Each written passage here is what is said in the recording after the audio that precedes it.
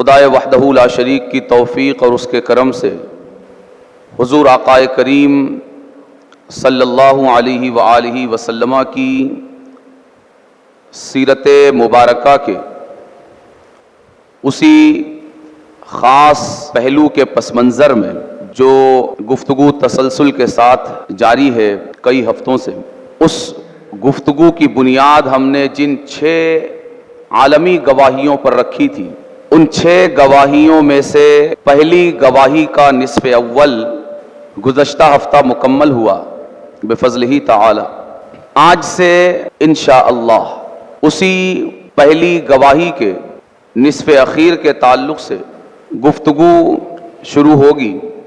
نصف اول یہ تھا کہ حضور آقائے کریم صلی اللہ علیہ وآلہ وسلم کی سیرت مبارکہ کو اس پہلو اور اس حوالے سے دیکھا جائے کہ آقائے کریم صلی اللہ علیہ وآلہ وسلم کی تعلیمات، آپ کے ارشادات، آپ کے فرمودات آپ کی امت کے لیے کیا ہیں، اور ان تعلیمات کو ہم نے دیکھا کہ آقائے کریم صلی اللہ علیہ وآلہ وسلم کس طرح اپنی امت کو شرم و حیا کا پیکر بنانا چاہتے ہیں اور دیکھنا چاہتے ہیں، اس قدر بھی کہ کسی امتی کی مرد ہو یا عورت نگاہ بھی غلط مقام پر غلط طریقے سے اٹھے، حضور آقائے کریم صلی اللہ علیہ وآلہ وسلم کو بھی اپنی امت کے لیے یہ پسند اور گوارا نہیں ہے۔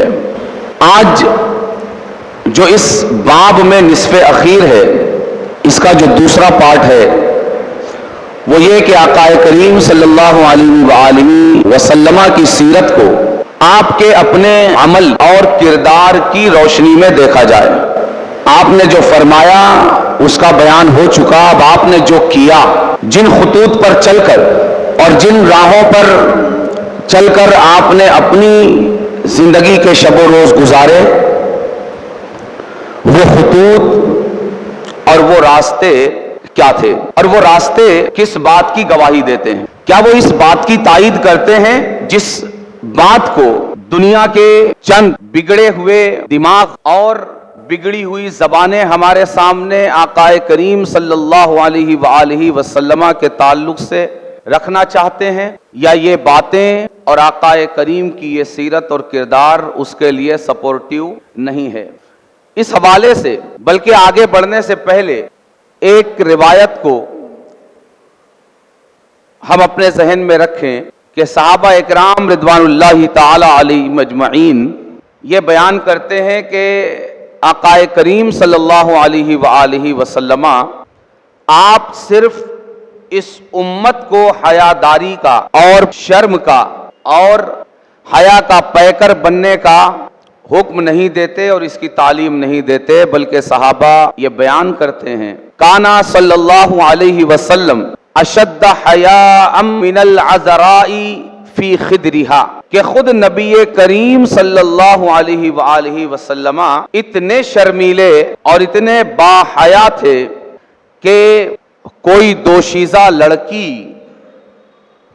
جو ابھی اپنے میکے ہی میں ہو اور اس کی شادی نہ ہوئی ہو، وہ بھی اتنی شرمیلی اور با حیا نہیں ہوتی۔ آقائے کریم صلی اللہ علیہ وآلہ وسلم کی پوری زندگی، میں نے عرض کیا کہ یہ وہ معلم ہیں اور وہ ٹیچر ہیں جو کہنے سے پہلے خود اس پر عمل فرماتے ہیں، اور اسی بنیاد پر عرب کے معاشرے میں آپ کی سب سے پہلی شناخت اور سب سے پہلی پہچان جو عربوں کے درمیان آپ کی تھی وہ یہ تھی کہ آپ صادق اور امین ہیں۔ صادق اور امین ہیں کہ اگر کوئی صادق اور امین کہتا تو فوراً عربوں کا ذہن کس ذات کی طرف جاتا؟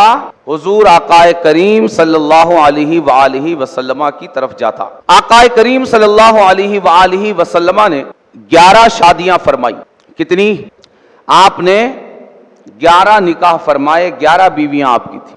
آپ کی بیویاں یہ عام بیویاں نہیں، بلکہ اللہ تبارک و تعالی نے آقائے کریم صلی اللہ علیہ وآلہ وسلم کی پاک بیویوں کے لیے انہیں یہ شان عطا فرمائی کہ انہیں ساری امت کی ماں ہونے کی شان سے نوازا۔ قرآن کریم میں ارشاد فرمایا النبی اولا بالمؤمنین من انفسہم وازواجہ امہاتہم، کہ نبی کریم صلی اللہ علیہ وآلہ وسلم کی ازواج مطہرات یہ مومنین کی مائیں ہیں۔ یہ کون کہہ رہا ہے؟ یہ اللہ تبارک و تعالی ارشاد فرما رہا ہے۔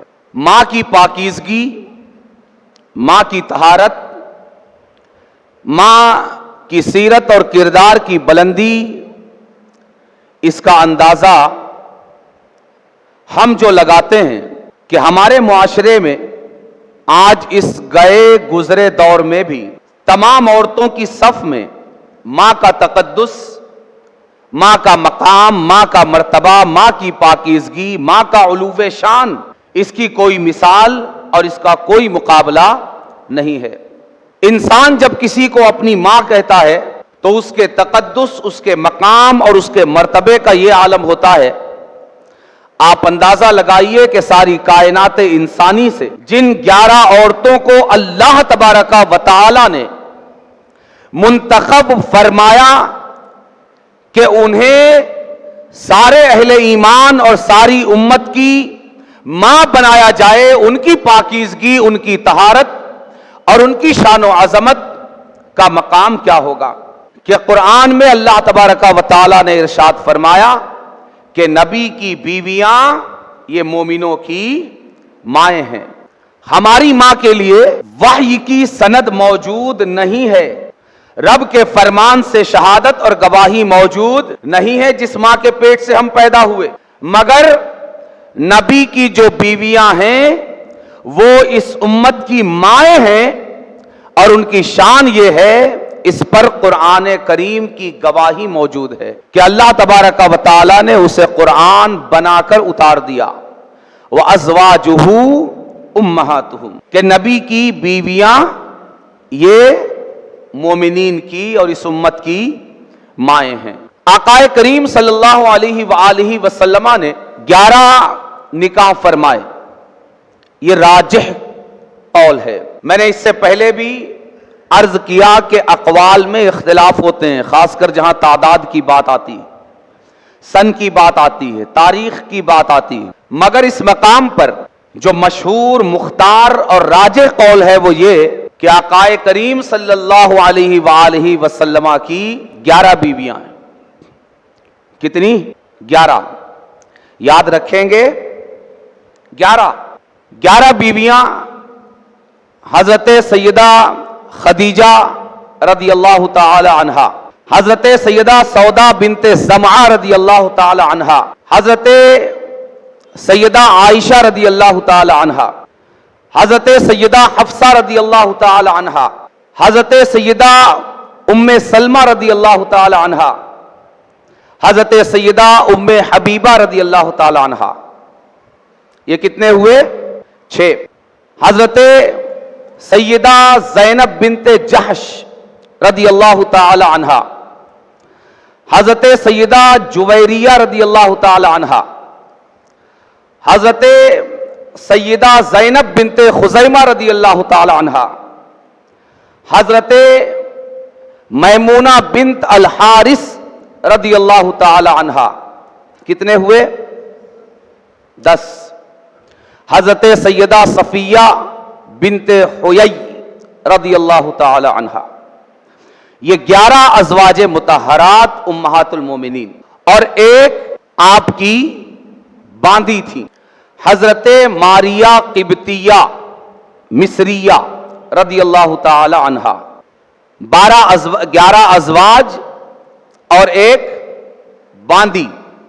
آقا کریم صلی اللہ علیہ وآلہ وسلم کے شہزادے حضرت ابراہیم، یہ آپ کی انہی باندی جو ام الولد تھی حضرت ماریہ قبطیہ رضی اللہ تعالی عنہا کے بطن مبارک اور آپ کے شکم مبارک سے تھے، حضرت سیدنا ابراہیم۔ باندی آپ کو پتا ہے کہ اس زمانے میں جو ایک نظام تھا، اسی نظام کے تحت مصر کے بادشاہ نے حضرت ماریہ قبطیہ کو بطور تحفہ آقا کریم صلی اللہ علیہ وآلہ وسلم کی بارگاہ میں بھیجا تھا، اور آقا کریم صلی اللہ علیہ وآلہ وسلم نے انہیں قبول فرمایا، اور پھر انہی کے پیٹ سے حضرت سیدنا ابراہیم کی ولادت ہوئی، آقا کریم کے شہزادے کی، جن کا کم عمری میں ہی وصال ہو گیا،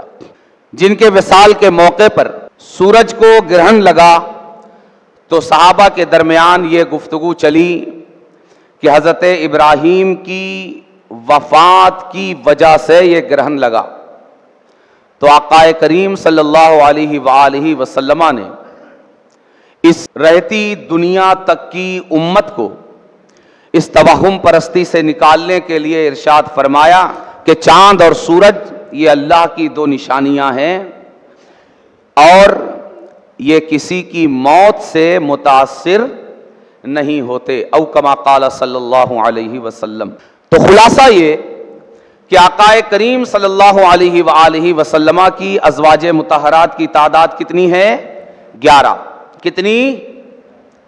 گفتگو میں شریک ہوا کریں تاکہ آپ کو یاد رہے، یہ ملاؤں کی بڑ اور بکواس نہیں ہے جو وہ سالوں سے آپ کو سنا رہے ہیں، بلکہ یہ وہ انتہائی اہم ترین گفتگو ہے جس کی اس وقت امت کو بہت زیادہ ضرورت ہے۔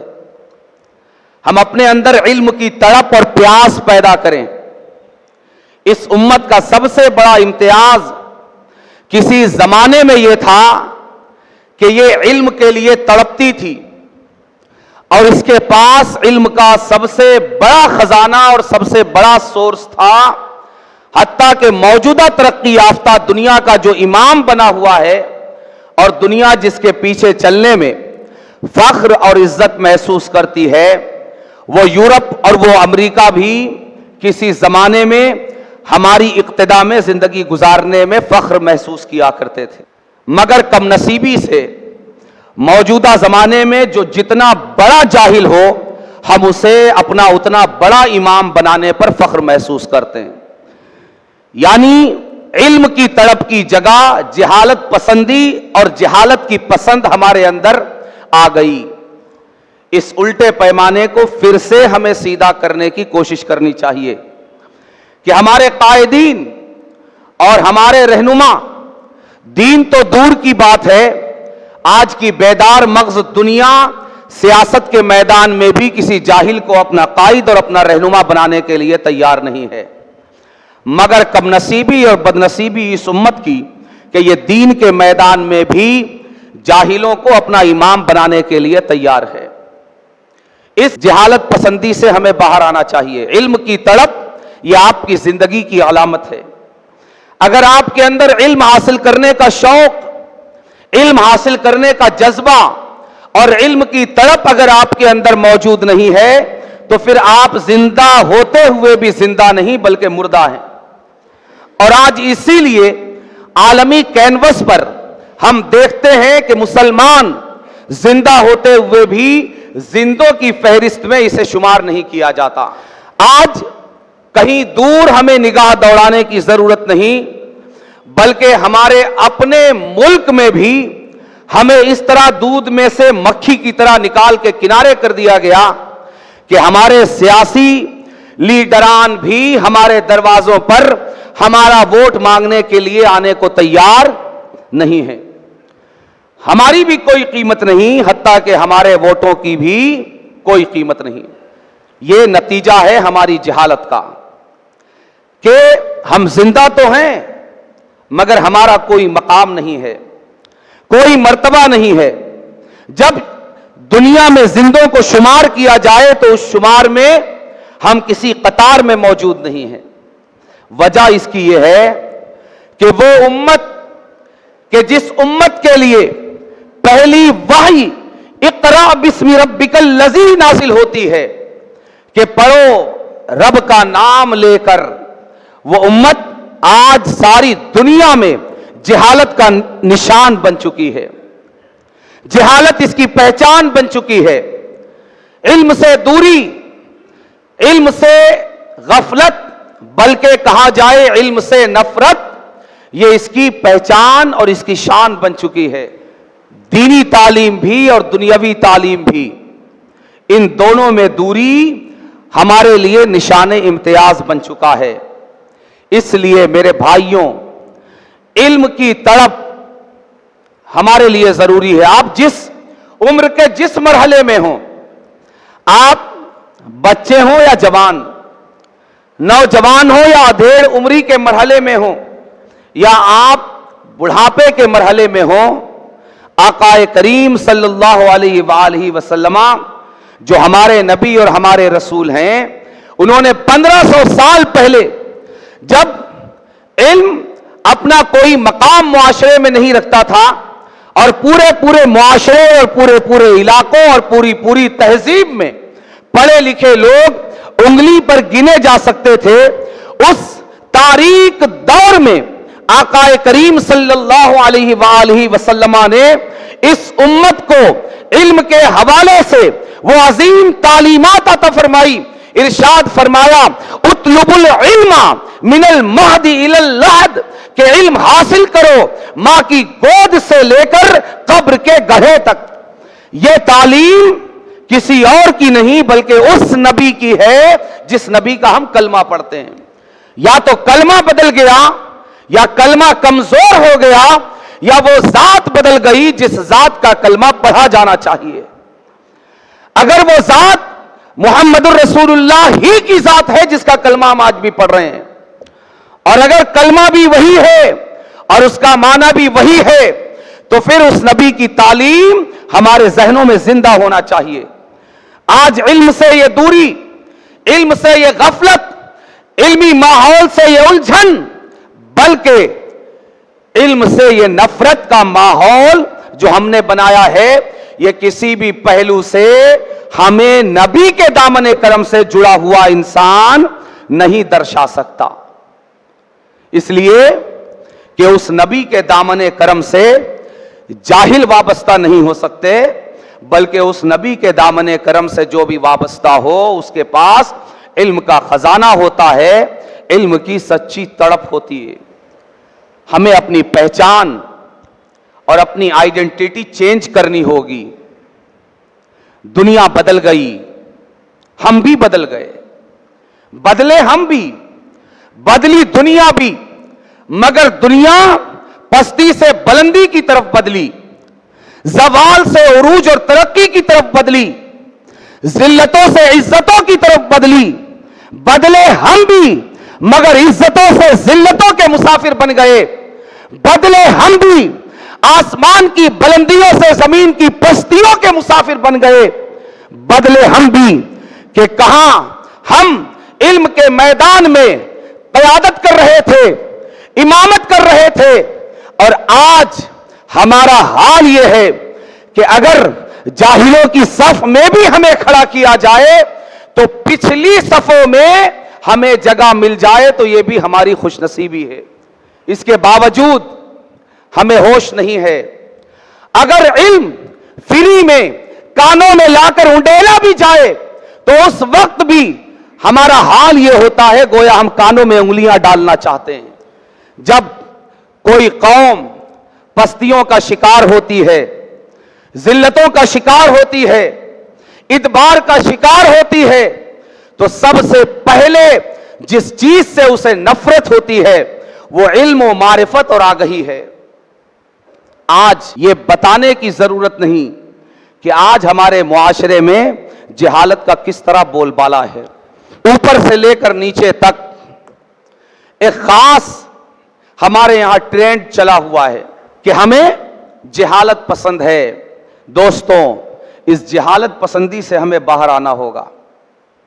اس جہالت پسندی سے باہر آئے بغیر آج مسلمانوں کے پاس پیسوں کی کمی نہیں ہے، اچھے مکانات کی کمی نہیں ہے، اچھی خوراک کی کمی نہیں ہے. آج مسلمان ان حوالوں سے اچھی زندگی گزار رہا ہے، مگر اس کے باوجود آج ذلتیں، زوال اور پستیاں دامن سے جدا کیوں نہیں ہو رہی ہیں؟ وجہ ایک ہے کہ ہم جہالت کا شکار ہیں. علم سے دوری ہے، علم سے نفرت ہے.